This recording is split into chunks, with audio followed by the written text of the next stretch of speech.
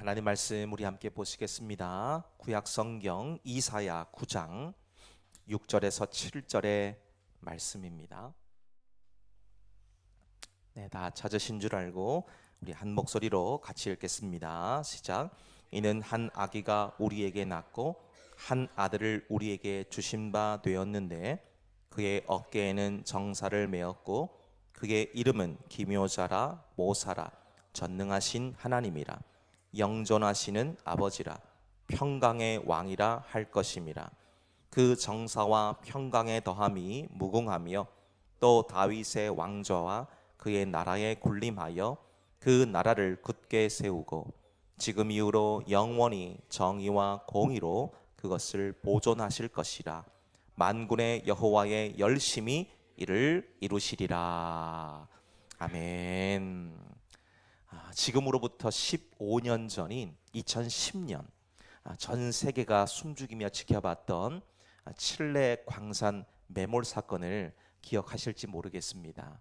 이 대지진의 여파로 북부에 있는 산호세 구리 광산이 무너져서 그 안에서 작업하던 광부 33명이 지하 700m에 갇히는 사고가 있었습니다. 그곳은 빛을 찾아볼 수도 없는 암흑만 존재했습니다. 그리고 땅속 온도는 무려 32도가 넘어가고요, 숨을 제대로 쉬는 것도 힘든 그런 상황이었습니다.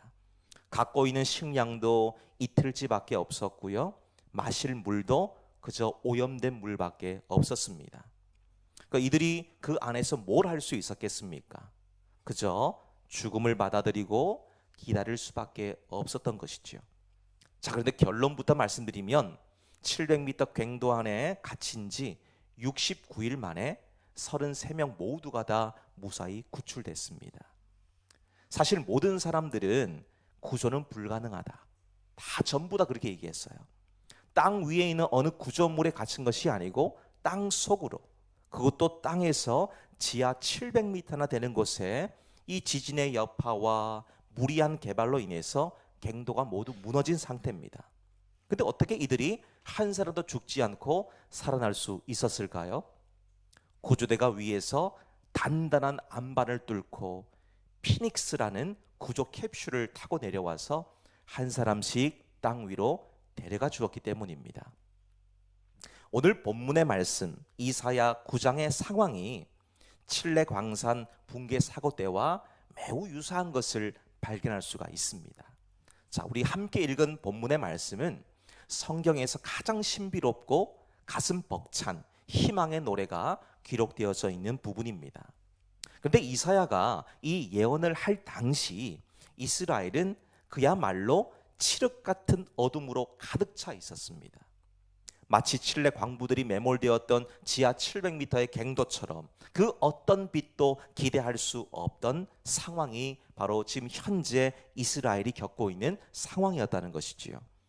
아수르가 이스라엘을 침략해서 맹렬히 공격하는 상황이었기 때문에 이 백성들은 굶주림과 공포 속에 살아갔습니다. 자, 이런 상황 속에서 하나님은 이스라엘의 고통과 수치를 모르는 척 하시는 것 같고 어떤 도움도 주지 않으시는 것 같이 여겨졌다는 것이지요. 현재 우리가 살아가는 이 삶의 자리와 참 비슷하지 않습니까?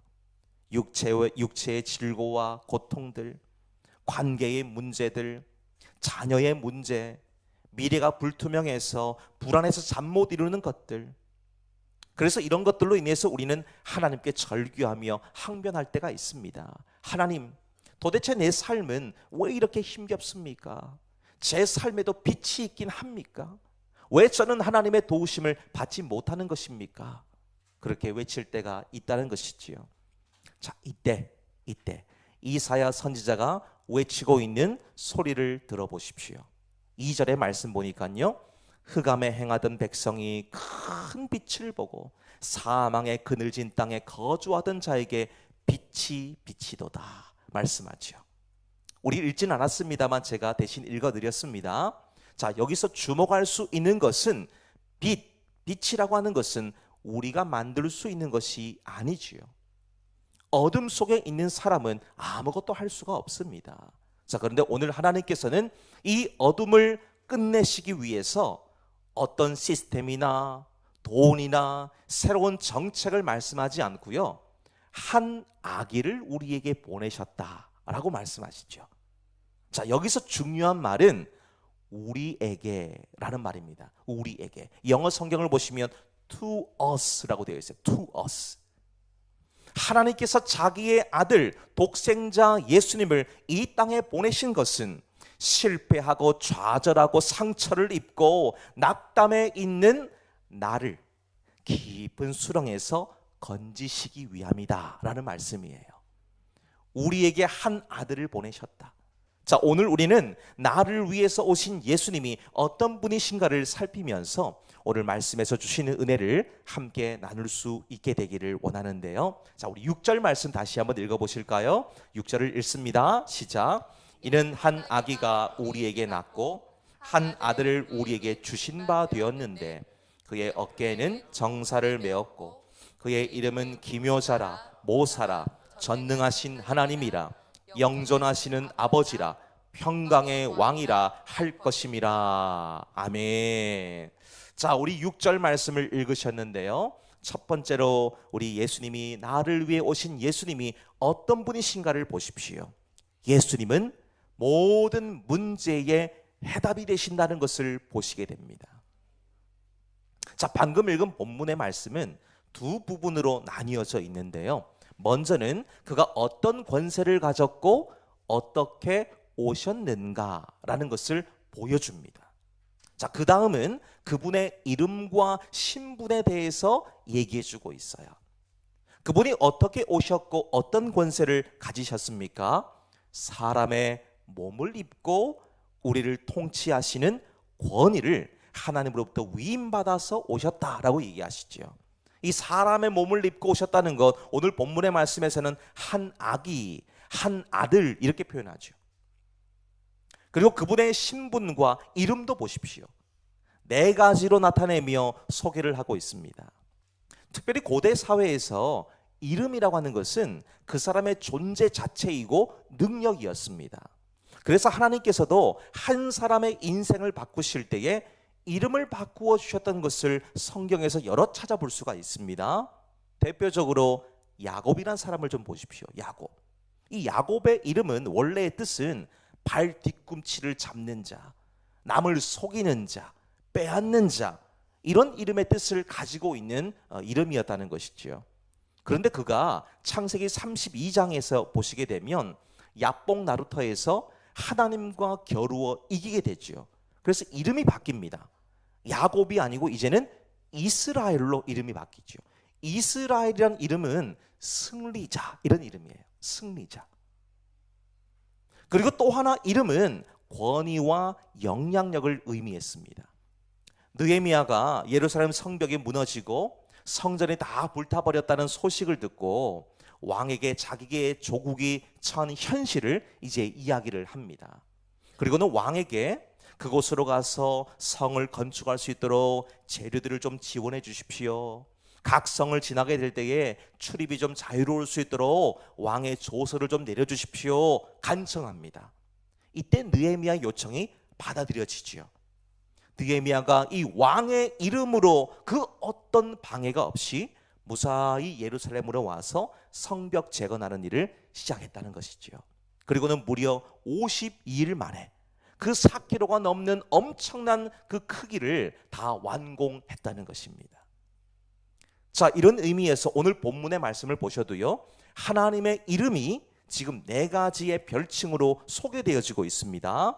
그 이름들을 보시면 예수님은 모든 문제의 근본적인 해결자가 되신다라는 것을 보실 수가 있어요. 자, 먼저 나오는 이름을 한번 보세요. 기묘자라 모사라 이렇게 말합니다. 이 세번역 성경을 보니까요, 놀라운 조언자 이렇게 말을 하고 있더라고요. 놀라운 조언자. 영어 성경을 보시면 좀 더 와닿을 수 있어요. Wonderful Counselor라고 되어 있습니다. Wonderful Counselor. 이 카운셀이라는 말이 뭡니까? 상담가 그런 말이거든요. Wonderful, 놀라운 상담가 그런 말이에요.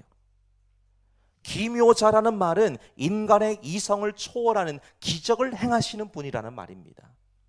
홍해가 마른 땅으로 갈라지고 처녀가 잉태해서 아이를 낳게 되는 것, 기묘자이신 하나님만이 하시는 거예요. 누가 이렇게 할 수 있습니까? 아무도 못하는 일입니다. 모사는 뭡니까? 모사, 충고하고 권면하고 조언하고 계획하는 그런 의미를 가지고 있는 말이지요. 자, 이 두 말을 한번 합쳐보세요. 인간의 상식을 뛰어넘는 기적 같은 방법으로 오시는 우리의 상담가요, 전략가라는 말이죠. 세상의 상담가는 내 고민이나 문제를 들어줄 수는 있지만 해결해 줄 수가 없다는 겁니다. 그럴 능력이 없기 때문이지요. 근데 우리 예수님은요, 인생의 막다른 골목에서 길을 내시는 분입니다. 그분은 길을 내세요. 사막을 걸어갑니까? 사막을 하나님께서 강으로 만드시죠. 마른 땅이 아닙니다. 완전하게 하나님의 축복이 임하는 그 땅으로 바꾸시는 거예요. 사방이 막힌 듯한 그 상황과 답답함으로 우겨쌈을 당해서 도저히 빠져나갈 방법이 보이지 않는 일들이 우리 앞에 있습니다. 우리가 살아가는 삶이 언제나 평탄하고 순적하다면 얼마나 좋겠습니까만, 그런 삶을 살아가는 사람이 과연 얼마나 되겠습니까? 한 고비 넘어가면 또 다른 고비가 찾아와요. 또 하나 넘어가면 또 다른 문제가 펼쳐지는 것이 우리의 인생입니다. 그때 우리의 기묘자요 모사가 되시는 주님을 의지해 보시기를 바라요. 그러면 그분은 우리가 상상도 못한 기가 막힌 한 수를 두신다는 거예요. 상상하지도 못했던 방법을 펼쳐주십니다. 두 번째 이름을 보십시오. 전능하신 하나님이다 라고 말하죠. 여기서 전능하다라는 이 표현이 용사, 그러니까 전사들 있죠. 워리어, 전사, 전투하시는 하나님이다 이런 말이에요. 우리가 살면서 얼마나 많은 적들을 만납니까? 가난이란 적이 있습니다. 질고라는 적이 있죠. 사탄이 공격하는 게 있습니다. 뭐 이런 것들 내 힘으로는 어찌할 수가 없고 결코 이길 수 없는 일들이 우리 앞에 참 많습니다. 그때 여러분들은 호기를 부리지 마십시오.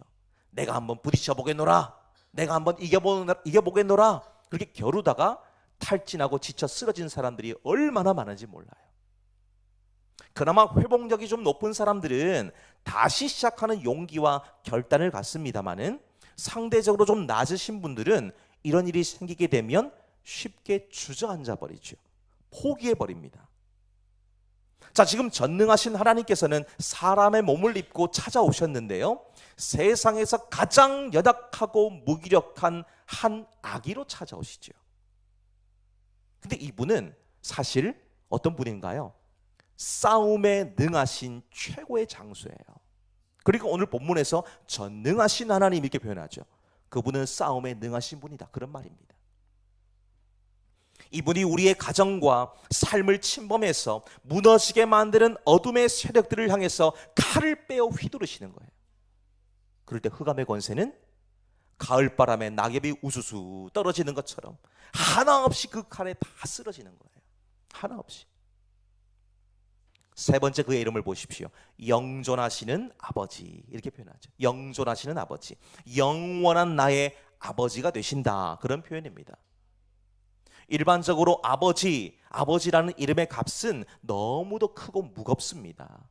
육신의 아버지를 보십시오. 우리의 공급자가 되시고 보호자가 되어주시지요. 늘 우리의 필요를 채워주기 위해서 애쓰시는 분이십니다. 근데 육신의 부모님들 보시면 참 너무나 감사한 분들입니다마는 영원히 우리와 함께 할 수 없다는 뚜렷한 한계를 갖고 계시죠. 늙고 약해지고 언젠가는 우리 곁을 떠나십니다. 도와주고 싶어도요, 한계가 찾아오면 어찌할 수 없는 게 육신의 부모님들이십니다. 자, 그런데 오늘 본문의 말씀 보세요. 예수님을 가리켜서 뭐라고 표현합니까? 영원하신 아버지. 영원하신 아버지. 그분은 나를 버리지 않고 떠나지 않는 분이시다라는 것을 오늘 본문 앞에 뭐라고 표현합니까? 영원하다, 영원하다. 이 말로 분명히 보여주고 있죠. 그리고 네 번째는 평강의 왕이다, 이렇게 표현합니다. 이 여기서 말하는 평강이 바로 샬롬이죠. 샬롬. 이스라엘 사람들은 지금도 사람을 만나면 인사하는 것이 샬롬 이렇게 인사해요.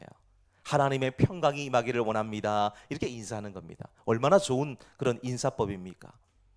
이 샬롬이라는 것은 단순히 전쟁이 없는 평화로운 상태뿐 아니라 완전하게 회복되고 모난 것이 전혀 없는 꽉 차 있는 상태, 그런 상태를 얘기합니다. 우리에게 재력이 있고 건강하고 권세가 있다고 샬롬이 저절로 주어지는 것이 아닙니다. 재물 많다고 자랑할 것 없습니다. 건강하다고 권세가 있다고 으스댈 것도 없어요. 이 모든 것들은 바람 앞에 등불과도 같은 것들이에요. 즉 세상에서의 샬롬이라는 것은 지속적이지 못하죠. 영원하지 않습니다. 그런데 오늘 예수님이 주시는 이 평안, 샬롬은 상황과 환경을 초월합니다. 마태복음 8장의 말씀 보면 바다에 큰 놀이 일어나서 배가 물결에 그냥 뒤집히게 되는 상황들이 생깁니다. 자칫 더 큰 파도가 들이닥치게 되면 배는 곧 말 그대로 뒤집혀서 많은 인명피해가 날 수밖에 없는 그런 상황이었어요. 그 제자들이 발을 동동 구르면서 이 상황들을 자기들의 힘으로 뭔가 좀 해결해 보기 위해서 안간힘을 씁니다. 안간힘을 써요. 근데 아무런 변화도 일어나지 않습니다. 설상가상 이런 상황에서 예수님은 지금 주무시고 계십니다. 자, 이때 제자들이 예수님을 깨우면서 예수님 저희 좀 도와주세요 요청하니까요, 예수님이 일어나셔서 딱 한마디 하시죠. 바람과 파도를 꾸짖으셨다. 그 한마디밖에 없어요. 바람과 파도를 꾸짖으셨다. 그랬을 때에 뒤따라오는 말, 곧 잠잠해지더라. 성경은 얘기해 주고 있습니다.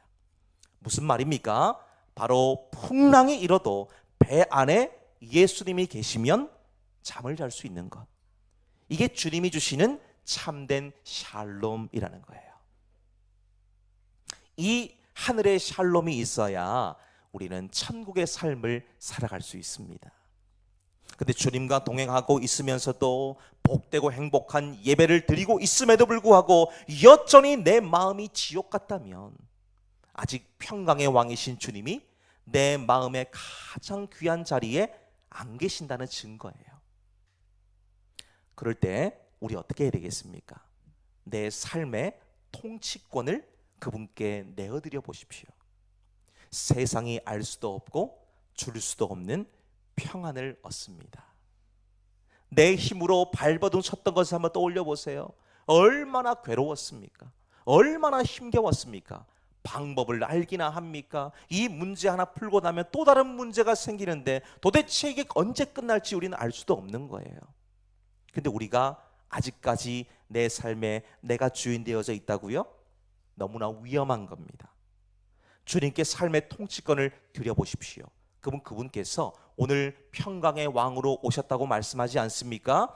우리 안에 세상이 줄 수 없는 하늘의 샬롬을 부어주시지요. 우리 예수님은 가장 미약하고 연약한 한 아기로 오셨습니다마는 인생의 모든 문제에 대한 해답을 갖고 오셨어요. 해답이 있습니다. 그리고 가장 강력한 방법으로 우리를 구출해 주시는 왕으로 오셨습니다. 무엇보다 나의 힘과 능력, 소망이신 주님께서 나를 위해 오셨다는 것이죠. 나를 위해 오셨어요. 이 사실을 우리 심령에 잘 새기면서 주님과 복된 동행이 날마다 있어야 할 것입니다.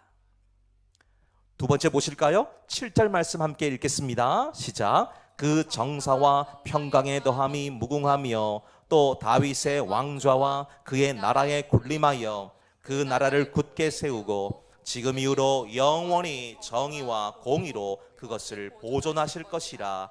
만군의 여호와의 열심히 이를 이루시리라. 아멘. 자, 두 번째는 무엇일까요? 예수님은 내 인생의 확실한 보증이 되신다라는 것이죠. 자, 우리 첫 번째 단락에서 보셨다시피 우리는 예수님이 얼마나 대단한 능력을 갖춘 분이신지 그 이름을 통해서 확인해 보셨습니다. 그런데 이 말씀을 들으시면서도 여전히 마음 한구석에는 불안감이 있으신 것 같아 보여요. 예수님이 대단한 분이신 건 알겠는데 과연 그분이 나를 끝까지 도와주실까? 내 믿음이 이렇게 약하고 날마다 흔들리는데 중간에 주님이 포기하시고 그냥 돌아서면 어떻게 하지?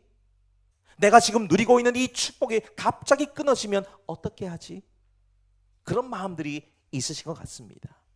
자, 이런 불안감을 이사야도 알았습니다. 오늘 이 불안감을 잠재우기 위해서 지금 7절을 통해서 예수님은 단순히 능력만 있는 분이 아니라 그 능력을 영원토록 지키시는 인생의 확실한 보증수표다, 이 사실을 각인시켜주고 있는 거예요.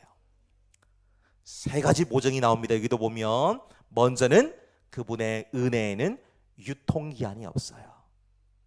우리 보통 식품을 사시면 유통기한 나오잖아요. 그 유통기한 넘어가면 음식물이 금방 부패하고 상하는 것을 보실 수가 있지 않습니까? 근데 주님의 은혜는요, 유통기한이 없어요. 7절 상반절을 보세요. 그 정사와 평강의 더함이 무궁하며, 이렇게 표현하죠. 권불 10년이란 말 들어보셨습니까? 권불 10년.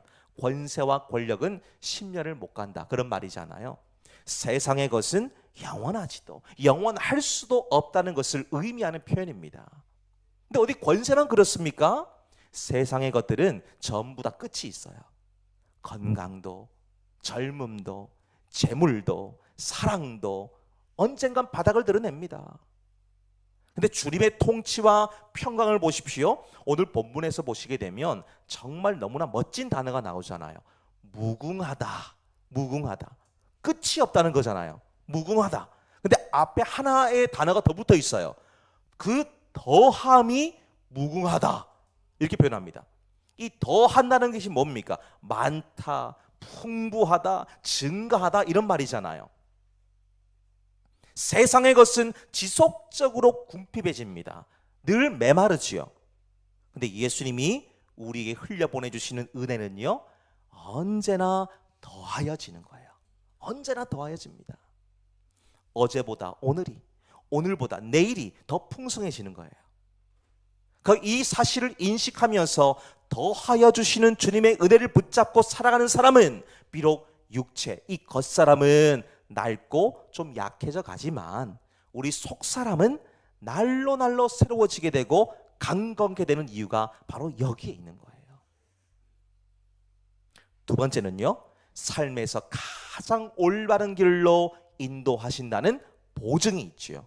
자, 7절 중반절을 보십시오.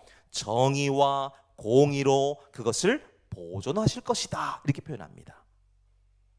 인생을 살면서 가장 억울하고 비참할 때가 언제일까요? 힘이 부족해서 무시를 당하거나 열심히 살았는데 결과가 엉망일 때, 그럴 때 아닐까 싶어요. 세상의 통치는 언제나 약육강식입니다. 상대방의 약점을 재빨리 파악을 해서 찍어 눌러야 더 높은 자리로 올라가는 것이 세상의 법칙입니다. 양보할 것 다 하고 착하게 살면 되지 않느냐, 이런 순진한 생각과 판단은요, 하나님의 나라에서는 통하지만 세상 나라에서는 어림도 없어요. 해당 사항이 없습니다. 제가 유튜브 영상을 좀 보던 중에 최근에 종영한 드라마가 하나 있더라고요. 제목이 너무 길어요. 서울 자가의 대기업 다니는 김 부장 이야기. 들어보셨습니까?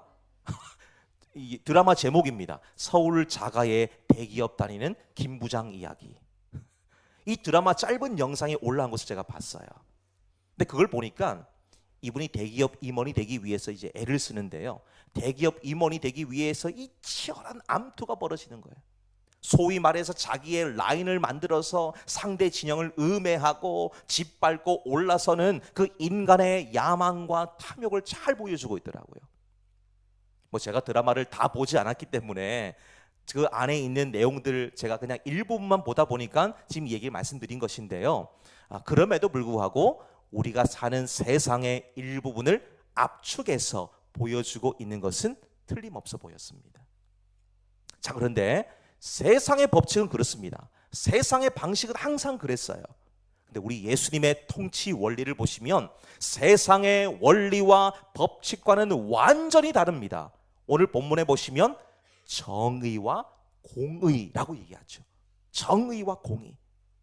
이 말이 좀 어려울 수 있지만은 쉽게 풀면 이렇습니다. 정의라고 하는 것은 억울한 사람이 없도록 바로 잡아주는 재판과 같은 거예요. 공의는요, 하나님과의 관계가 바르게 맺어진 올바른 상태를 말한다고 말할 수가 있습니다. 세상은 힘의 논리로 돌아가잖아요. 근데 주님의 나라는요, 억울함을 풀고 관계를 회복시키는 사랑의 법으로 다스려진다는 겁니다. 이게 세상의 법칙과 하나님의 법칙, 세상 나라와 하나님의 나라의 다른 점입니다. 그래서 우리가 하나님을 가리켜서 이렇게 표현하잖아요. 그분은 공평하신 분이시다.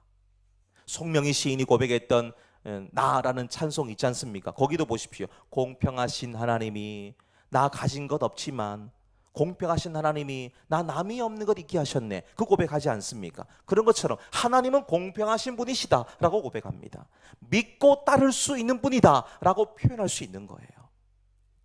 여러분, 이런 표현을 사람에게 하시는 것 보신 적 있으십니까? 사람은요, 이런 표현을 받을 만한 대상이 안 됩니다. 우리는 보편적으로 어떻습니까? 팔이 안으로 굽잖아요. 팔이 안으로 굽어요. 양쪽이 똑같이 잘못했는데 한쪽은 내가 잘 알고 있고 내 편이기 때문에 봐주는 겁니다. 한쪽은 나와 앙숙이기 때문에 없는 것까지 만들어서 덮어 씌우는 것이 타락한 인간의 모습인 거예요.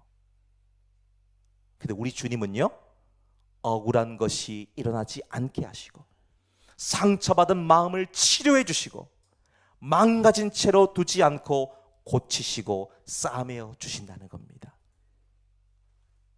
그리고 세 번째, 이 모든 것을 하나님의 열심히 이루신다는 보증을 하고 계시죠. 자, 7절 하반절을 보시면 만군의 여호와의 열심히 이를 이루시리라 말씀합니다.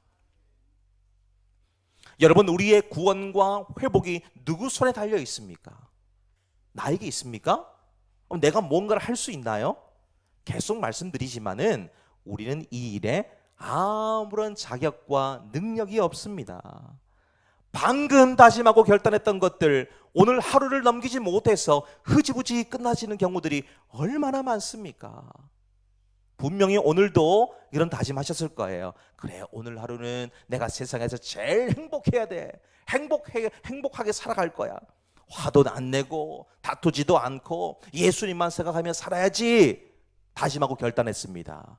그런데 집을 나서면서 남편이, 아내가, 자식들이 말도 안 되는 소리 한마디 함으로 인해 가지고 티격태격 싸우죠. 불같이 화를 냅니다. 등짝을 때리는 것이 우리들 아닙니까?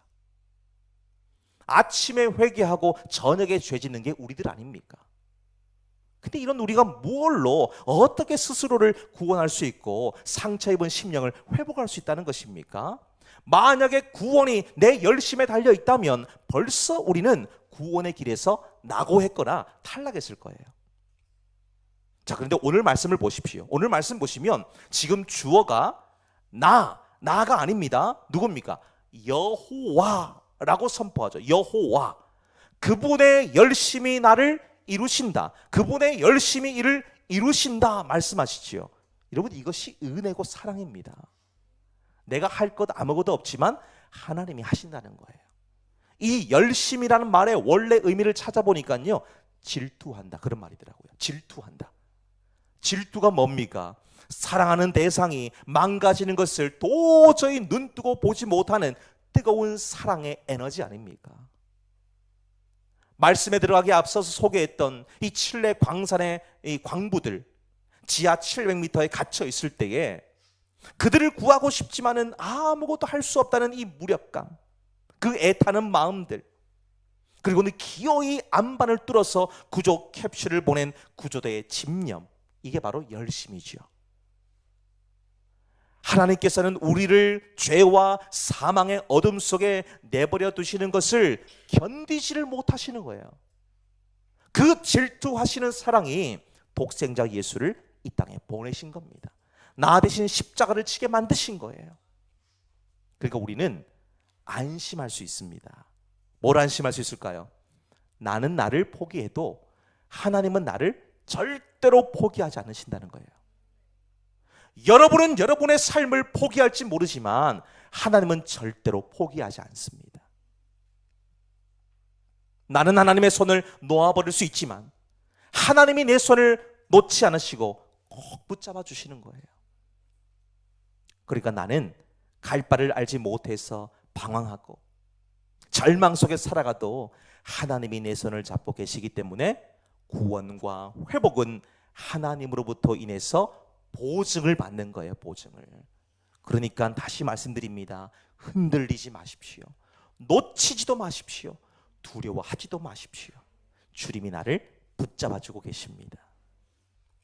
그래서 세 번째, 우린 이 같은 결론을 내릴 수가 있습니다.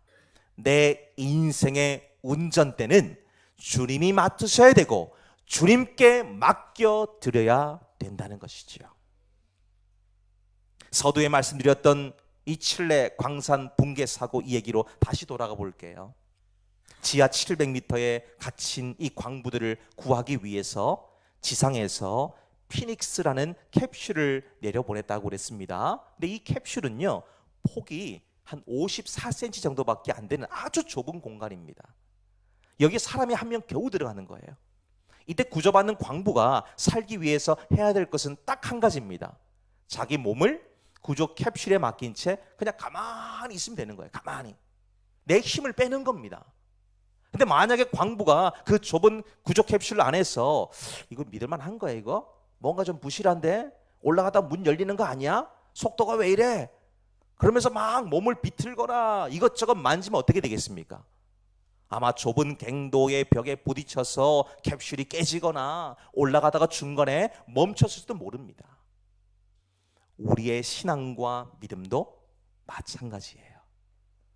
많은 분들이 예수님을 믿는다라고 말은 하면서도 정작 우리 인생의 운전대는 여전히 내가 운전을 할 때가 정말 많아요.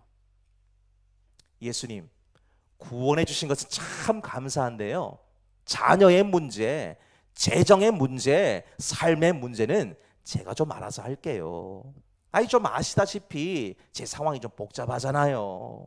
제가 아니면 이거 풀 수도 없어요. 그냥 제가 운전하고 갈 수 있도록 그렇게 좀 해주세요. 이렇게 말할 때가 많다는 겁니다. 이건 온전히 맡긴 것이 아니죠. 여전히 내가 나의 주인 되어서 나를 통제하고 제어하는 겁니다. 그건 그거고 이건 이거지 아닙니다, 여러분. 하나님께 맡긴다고 하는 것은 그건 그거고 이건 이거 아닙니다. 말 그대로 100% 주님께 올려드리는 거예요. 나는 못하니까 하나님이 대신 도와주세요. 맡기는 거예요. 맡겨보세요. 왜 못 맡기는 줄 아세요? 불안하거든요. 하나님이 계시는 것 같기도 하고 안 계신 것 같기도 하고 이게 이루어질까 말까 의심하잖아요. 근데 여러분 의심하지 마십시오. 의심은요 계속해서 우리에게 염려, 근심, 낙심, 절망, 공포, 아멘 할 때까지 해야지. 이런 거 계속 불어넣어 주는 거예요, 우리 심령에. 그러니까 계속해서 못 맡기는 겁니다. 맡기면 불안하고 맡기면 뭔가 바뀔 것 같으니까 이게 괜히 불안한 겁니다. 근데 맡겨보세요. 맡기시면 주님이 그때부터 일하시는 거예요. 그분이 운전하시는데요, 그분은 베스트 드라이버예요. 우리가 어설프게 초보 운전 딱지 붙여가지고 앞을 보면서 핸들을 이렇게 잡고 가는 것보다 훨씬 더 안전합니다. 내가 내 삶을 통제하려고 해보십시오. 불안하고 염려하고 스트레스만 쌓이죠. 어떻게 이 문제를 풀어야 될지, 어디서 방향을 돌려야 될지 모르기 때문입니다. 그리고 반드시 그런 삶은 실수가 있고 사고가 날 가능성이 매우 높습니다. 그래서 근본 이 대림절 기간 내가 핸들을 잡고 운전하고 있던 손을 놓으시기를 바라요. 나를 위해서 대신 운전해 주시는 주님께 내 인생의 핸들을 맡겨보십시오. 나를 위해 오신 주님께 삶을 맡기게 될 때에 오늘 우리 네 가지 보시지 않았습니까? 그분은 기묘자요 모사가 되어 주시죠. 내 한계를 느낄 때 전능하신 하나님이 나를 대신해서 대적과 싸워주십니다. 혼자라고 느껴지고 외롭고 어려움이 생길 때 영존하시는 아버지가 나를 안아주시죠. 불안하고 염려로 가득 찬 삶이 내 앞에 있을 때에 평강의 왕이신 하나님이 나를 지키시고 선하게 이끌어 주신다는 것입니다. 이번 한 주간 이 믿음으로 승리하면서 어둠을 뚫고 빛으로 나아가는 저와 여러분 되시고, 무엇보다 나를 위해 오신 그 주님을 뜨겁게 사랑하며 찬송할 수 있는 복된 삶이 저와 여러분 가운데 있게 되시기를 주님 이름으로 축복합니다.